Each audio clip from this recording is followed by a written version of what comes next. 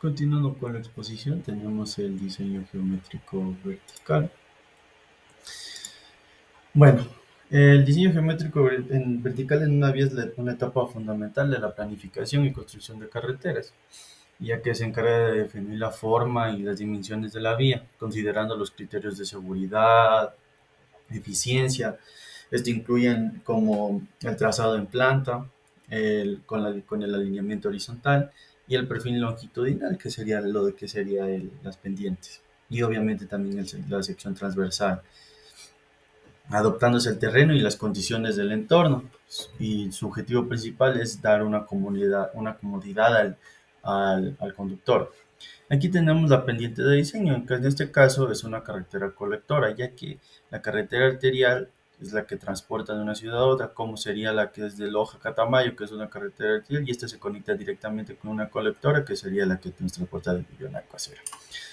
Y entonces, en este caso, por el tipo de terreno, sería una pendiente de 10%. En la tabla que podemos ver, nos da las curvas, el diseño cuando es una curva convexa hacia arriba. Por ejemplo, en esta tabla tenemos para 60 kilómetros por hora, nos da según la velocidad de diseño de la vía, la distancia mínima que un conductor necesita para detenerse con seguridad al ver un obstáculo, y lo cual nos da la curvatura vertical K, la cual sería el valor del diseño sugerido. Por ejemplo, obtenemos para nuestra vía, que sería 60 kilómetros por hora, se requiere una visibilidad de parada de 85 y un valor de curvatura vertical del 11%,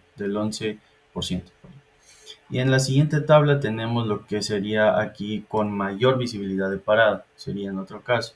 Por ejemplo, aquí se muestran sus valores superiores a los mínimos, proporcionando una seguridad mayor y confort. Muestra una curvatura de K que aumenta proporcionalmente a la velocidad de la distancia de visibilidad. Por ejemplo, para 100 kilómetros, para 60 kilómetros por hora, una visibilidad de parada de 180 y una curvatura vertical de 38. Siguiendo tenemos la distancia de visibilidad de parada. En este caso, nosotros hemos puesto en el civil cada uno de estos datos para que nos den en qué estaciones se cumple o no se cumple esto. Por ejemplo, aquí tenemos la distancia del alineamiento. Por ejemplo, podemos ver que se cumple hasta la abscisa 0200, que sí se puede ver un adelantamiento. Aquí tenemos la actual distancia de visibilidad y la mínima distancia de velocidad para un adelantamiento. Podemos ver en qué abscisa se cumple cada una de estas. Igual tenemos para parada, en que en este caso utiliza un valor de 85, que es lo que sale en la norma, y nos da en qué estaciones se cumple esto. Continuando, aquí tenemos nuestro diseño geométrico vertical, con un valor K calculado por nosotros mismos, el cual nos daba para curvas convexas 11 y para cóncavas 18. Como podrán ver, aquí se tuvo las pendientes muy en cuenta, no ninguna excede del 9%, ni del menos 9, ni más 9%, cada una de ellas. A continuación tenemos el diseño geométrico transversal. Este de aquí radica en establecer la ubicación y las dimensiones de los elementos que conforman la carretera, como la calzada, el ancho de banca, berma, taludes, entre otros, y su conexión con el terreno natural, manera de la cual se podrá establecer la rasante y el ancho de faja que ocupará la futura carretera, permitiendo así trazar áreas y posibles volúmenes de tierra a mover. A continuación tenemos la calzada. Esta es la parte de la sección transversal destinada a la circulación vehicular, conformada por uno o varios carriles según el tipo de volúmenes de tránsito. El ancho estándar del carril recomendado es de 3 a 3.60 metros según normas del MUV y el ASTA. Su principal función es asegurar el flujo fluido y seguro de vehículos en uno o ambos sentidos. Tenemos las bermas. Estas de aquí actúan como zonas de seguridad y drenaje, contribuyen a la estabilidad de la vía y sirven de apoyo para señales y elementos de protección. Un dato curioso de esto es que junto con la calzada forman lo que se llama la corona de la vía. En la tabla pueden ver lo de la berma. A continuación tenemos los espaldones. También conocidos como hombros de la vía, son franjas longitudinales ubicadas a ambos lados de la calzada. Su función principal es que sirven como zonas de detención en caso de emergencia, averías, accidentes o revisión de vehículos. Brindan soporte lateral al pavimento, mejorando la estabilidad estructural. De igual manera, facilitan la circulación peatonal o de ciclistas en zonas rurales. El ancho mínimo recomendado es de 1.20 a 2.50 metros, según el tipo y categoría de la vía urbana rural, primaria, secundaria o terciaria. En vías de alto tráfico o con pendientes pronunciadas, se recomienda un ancho mayor para mayor seguridad. Los principales materiales son la grava compactada, suelo estabilizado o incluso asfalto en carreteras de alto nivel de servicio. Deben tener características drenantes para evitar acumulación de agua y erosión. Permiten labores de mantenimiento sin interrumpir el tráfico y actúan como elementos de seguridad vial al reducir el riesgo de salida del vehículo hacia zonas peligrosas. Tenemos el bombeo. El bombeo es la pendiente transversal que se da a la superficie de la calzada para favorecer el drenaje. Tenemos una inclinación recomendada que es del 2 al 4% desde el eje central hacia ambos bordes de la vía. El objetivo principal es evitar acumulación de agua sobre la calzada, lo cual puede generar hidroplaneo, fisuras y deterioro prematuro del pavimento. Tenemos un diseño según el tipo de vía. En carreteras pavimentadas se mantiene dentro del rango mencionado. En caminos rurales sin pavimento puede aumentarse hasta un 5% o más para facilitar el escurrimiento. La relación con la seguridad. Esto de aquí es una pendiente bien diseñada, reduce accidentes y mejora la visibilidad nocturna al evitar charcos. Por otro lado tenemos las cunetas, las cuales son canales longitudinales construidos a los lados de la vía, indispensables para el sistema de drenaje superficial. Las funciones claves son recolectar y conducir el agua de escorrencia generada por lluvias, evitar erosión de taludes y deterioro de la plataforma. Los tipos más comunes son los trapezoidales, el uso frecuente en caminos rurales, mayor capacidad y estabilidad. Los triangulares, que son los fáciles de construir, recomendadas para zonas de bajo caudal. Los rectangulares, que son las empleadas en zonas urbanas o donde se requiere el revestimiento de concreto. Y el diseño hidráulico basado en el método racional. Por otro lado, tenemos los revestimientos que pueden ser concreto, piedra, césped o tierra compactada dependiendo del volumen de agua y tipo de suelo. Ahora sí, la banca o plataforma es el ancho total utilizable de la vía comprendido desde una cuneta hasta la cuneta opuesta. Esta de aquí incluye calzadas, espaldones, bermas, cunetas y otras zonas funcionales. Determina el espacio disponible para circulación, estacionamiento y drenaje. Influye directamente en el cálculo de movimiento de tierras, especialmente en zonas montañosas o con cortes y rellenos. En zonas urbanas, la plataforma también considera aceras, ciclovías o franjas verdes. En zonas rurales, se prioriza el drenaje y la estabilidad de los taludes. El sobreancho y curvas. Ese sobreancho depende conjuntamente de las características del vehículo y del radio de la curva. La selección del vehículo de diseño se basa en el tamaño y frecuencia en la que pasan los distintos tipos de vehículos esperados en las curvas de diseño. Por otro lado, el tipo de vehículo es un tipo de vehículo cuyas propiedades como peso, dimensiones y características de operación ayudan a establecer controles de diseño para acomodar vehículos del tipo designado, con fines de diseño geométrico. El talud. El talud en corte es la excavación en terreno alta. Para determinar este talud es esencial considerar aspectos como las alturas significativas, lo que permite establecer un talud resistente y un terreno estable. Por otro lado, el talud en terraplén es construido con relleno. En nuestro proyecto, el material del terreno es considerado apto para realizar rellenos con pendientes de 0.8. La pendiente de los taludes en un terraplén de 10 metros a 20 metros varía entre 1.5 y 1.8, utilizando materiales de buena calidad como material rocoso. En la dimensión y selección de vehículo de diseño, nosotros seleccionamos el S-Bus 12. Secciones transversales típicas. El de corte excavación se utiliza cuando el terreno natural está por encima del nivel proyectado de la vía. Es necesario realizar excavaciones para alcanzar la cota de la subrasante. Es común en zonas con pendiente ascendente o terrenos elevados. Genera material excedente que puede usarse en zonas de relleno. El terraplén relleno se aplica cuando el terreno natural está por debajo del nivel de diseño. Se construye la vía mediante rellenos compactados elevando la rasante, común en zonas planas, depresiones o humedales. Requiere materiales de préstamo y control de compactación. Corte en ladera. Se da en zonas con fuertes pendientes laterales donde se necesita excavar parte del terreno para estabilizar la vía. Se busca aprovechar el talud natural reduciendo el volumen de relleno. Es importante diseñar correctamente el talud y el sistema de drenaje para evitar deslizamientos. Media ladera. A media ladera. Parte de la vía está en corte y la otra en relleno. Es una solución equilibrada cuando el terreno tiene una pendiente moderada. Permite minimizar el movimiento de tierras, balance entre corte y relleno. Requiere especial atención en la estabilidad y drenaje de ambos. Resumen y conclusiones. Para lograr un diseño geométrico transversal óptimo, es fundamental definir con precisión todos los elementos de la carretera, según las características del terreno y la topografía, lo que permite adaptar la calzada, bermas y taludes al entorno natural.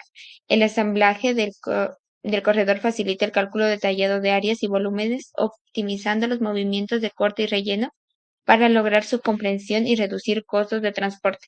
Además, la selección del vehículo de diseño más restrictivo es clave para determinar el sobreancho en curvas, aplicando transiciones graduales que mejoran la seguridad y el control del vehículo, garantizando así una vía funcional, segura y económica, adaptada a las condiciones del terreno y al tipo de tráfico previsto.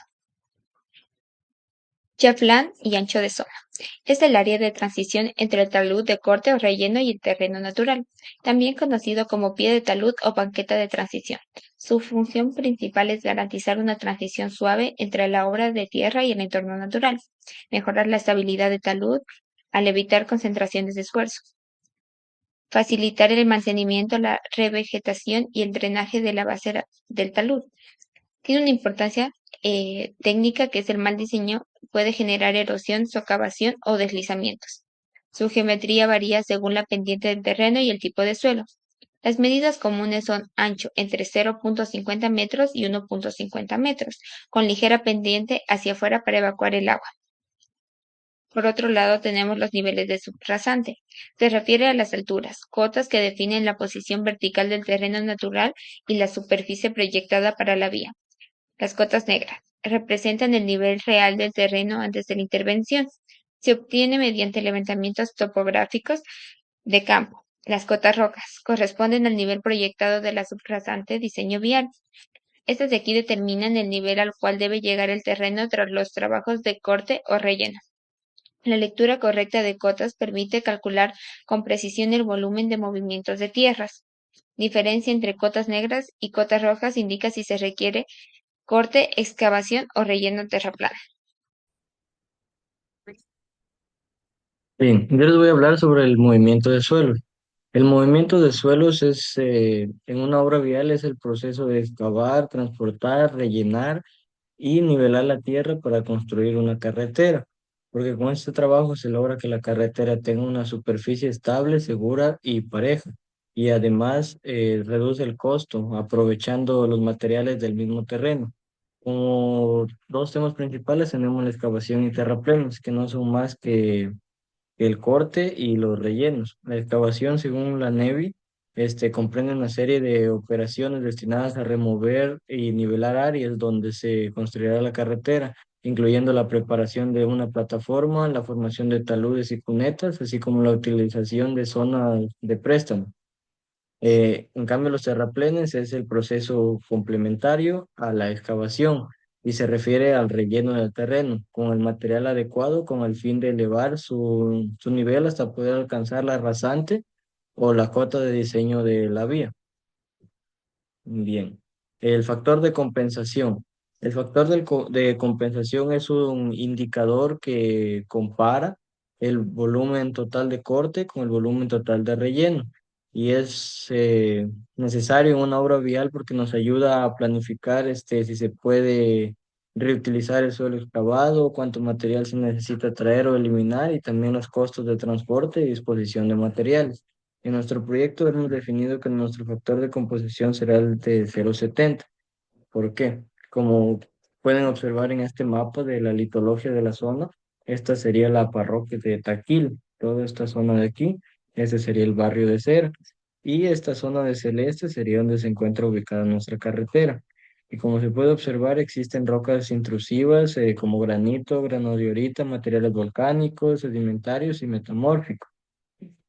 Con esta mapa nosotros hemos concluido que nuestro proyecto se encuentra dentro del rango de roca alterada con un 75% de roca y 25% de tierra, lo cual nos indica que nuestro nivel de factor de compensación va a ser del 0,70. Ahora bien, análisis de movimientos de suelo. Como se puede observar en esta tabla, tenemos un resumen de los resultados de los volúmenes, solo hasta la abscisa 280, porque la tabla completa es muy extensa. Pero en esta pequeña tabla se puede observar que desde de la abscisa 20 hasta la abscisa 180 son zonas de relleno, como se puede observar. Hasta la abscisa 210 hay zonas de relleno. Después de esa abscisa en adelante son zonas de corte, lo cual indica que nuestro terreno va a tener una gran cantidad de zonas de corte y nos va a tocar, y tocaría traer tierra de otro lado. Como volumen neto acumulado final en la abscisa 8620 tenemos un total de 2.894.129,54 metros cúbicos de relleno. Esto nos indica un déficit importante de en material para compensar los rellenos, es decir, que será necesario traer este material de otros lados. En el diagrama de masa o Bruckner, el diagrama de masas, este es el método más confiable eh, para poder determinar la compensación de los volúmenes de tierra, determinando también así las distancias de transporte. eh, y también es muy utilizado en los problemas ingenieriles de vías. Como pueden observar, este es nuestro diagrama de masas que lo realizamos en Civil 3D. Nosotros utilizamos una distancia total de acarreo de 500 metros y se puede observar que las zonas azules son las zonas de corte, mientras tanto las zonas rojas son zonas de relleno. Aquí se puede observar el total de relleno que tenemos que utilizar en nuestra carretera. Finalmente, como resumen y conclusiones, tenemos que, como ya se estableció dentro del diseño de carreteras de montaña, el transporte de volúmenes de terreno representa uno de los gastos más importantes en la construcción de una carretera y el conocimiento de estos volúmenes determinará la rentabilidad del proyecto.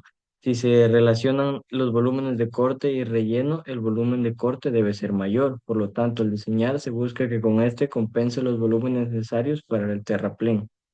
Gracias. Ya. Después tenemos los planos. Los planos, por ejemplo, aquí podemos ver en la parte superior la planta del alineamiento horizontal y que esta nos da representa la vista de planta. Desde arriba en el trazado de la vía, aquí las curvas de nivel y no, aquí las curvas horizontales del trazado para adaptarse al relieve natural. Después tenemos que aquí las líneas de muestreo que son cada 10 en recta y cada 20, cada 20 en recta y cada 10 en curva. Y tenemos el eje de la vía, y tenemos aquí podemos ver también lo que serían las líneas que existe el análisis de visibilidad y también lo que sería el sobreancho de la vía y los sobreanchos de la vía con respecto al vehículo de diseño que se diseñó esto. En la parte inferior tenemos el alineamiento longitudinal. La línea roja representa el terreno natural y la azul nuestro alineamiento vertical. En esta podemos ver, aquí tenemos las cotas y las abscisas y también tenemos las pendientes de inclinación en cada una del diseño vertical. Bueno, esto representa cómo se adapta la carretera en el terreno de vista de planta, y vertical cómo se ajusta la altura a la carretera del relieve, o sea, representando los cortes y los rellenos en el terreno. Bueno, esto nos sirve para evaluar la viabilidad del diseño, a su vez para calcular volúmenes y movimientos de tierra, verificar la seguridad y la comodidad del trazado, y, y bueno, seguimos con lo que sería el diseño transversal, de las secciones transversal. Por ejemplo, en una sección transversal de vial es un corte perpendicular al eje de la carretera que muestra cómo se ve la vía y el terreno en ese punto específico. Por ejemplo, un punto específico, que en este caso sería cada 10 metros y cada 20. Visualizar la forma del terreno natural, aquí podemos visualizar, ver si el diseño es un corte o un relleno necesario, determinar el ancho aquí ya tenemos el ancho de la calzada, de las cunetas, y también calcular los volúmenes de tierra y corte.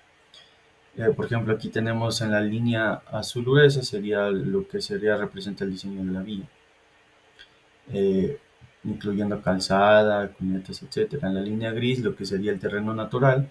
La línea sombreada, aquí tenemos lo verde o lo rojo, verde significa relleno, rojo significa corte y tenemos los GB. Para que, en resumen, esta es la sección transversal, es fundamental para visualizar cómo sería el diseño de la carretera al terreno existente para planificar una obra civil de manera precisa. Con esto sería todo. Gracias.